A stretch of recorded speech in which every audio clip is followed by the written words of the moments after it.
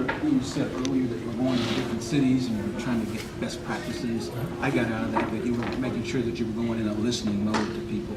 So my question is, did you hear anything upstairs that was unique, or was it more of an affirmation of things that you're hearing in other places?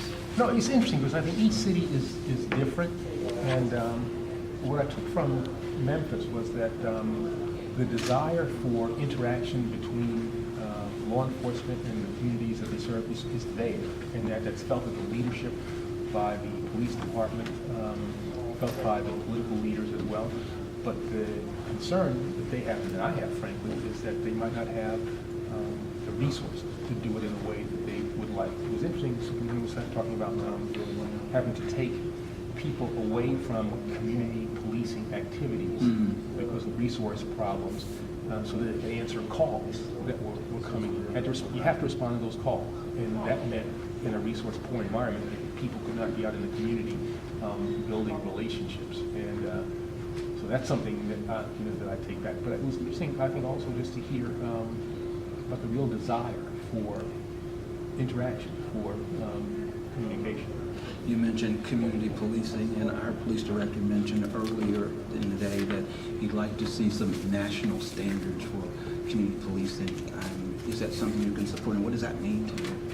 Well, I'm not sure that, national standards, we have a COPS office that really highlights best practices. I think that's one of the responsibilities that we have in the federal government. A lot of the stuff is really kind of is basic, getting out of squad cars, walking the beat, going to community meetings, making people understand, let people see who you are in times where you're not stressed, where you're not dealing with a particular incident or a call. So yeah, we have ideas, we have best practices that we can certainly share with local police departments, and that's what our COPS office does. Switching gears just a little bit, there's a lot of concern by different people that the grand jury process itself is inherently unfair. Can you speak to that? Yeah, I mean, I think, the grand jury process is one that I think generally works quite well.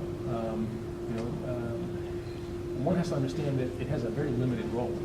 It only has to make a determination about whether the probable cause exists to have a trial for proceedings to go further. And I think given that limited role, that the grand jury process generally works pretty well. But like anything that is comprised of human beings, mistakes get made. And I'm not referring to any of the cases that that are in the news now, because any of those matters under investigation here at the Justice Department. But there are going to be mistakes that get made. So I think we have to try to always looking at ways in which we can improve the system, but also as we judge the system, look at it in its totality. And I think if we do it that way, I think the grand jury system works pretty well. Shift to the floor. Yes. So just broad question, what is next? After all this discussion today, what is next for Memphis and this initiative? Historical significance of you and your president.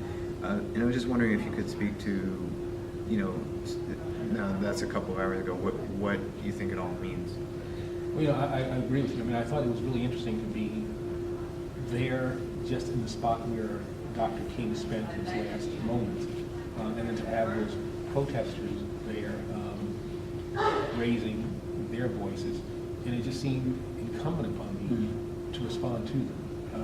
I couldn't stand where Dr. King laid and ignore them, and so I tried to, as best I could, respond to the concerns that they raised.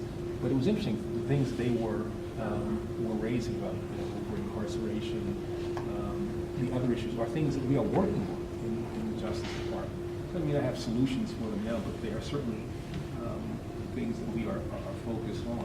And but it was a really that was an interesting moment. That is one, as I look back on my time as Attorney General, that is going to be a moment that I think I'm going to hold on to. Because it was, like you said, that was pretty compelling. You talked about Last question, we have to wrap. That's fine, go ahead. You talked about earlier the need to have constructive responses to some of the things like that that happen. Do you see that has been the posture for the administration? And what do you say to those who say that you're not done enough? Yeah, well, there are always going to be people who say, you know, you haven't done enough, and ultimately, the judge of that will be history, and you need more time. And we're still in the process of doing things.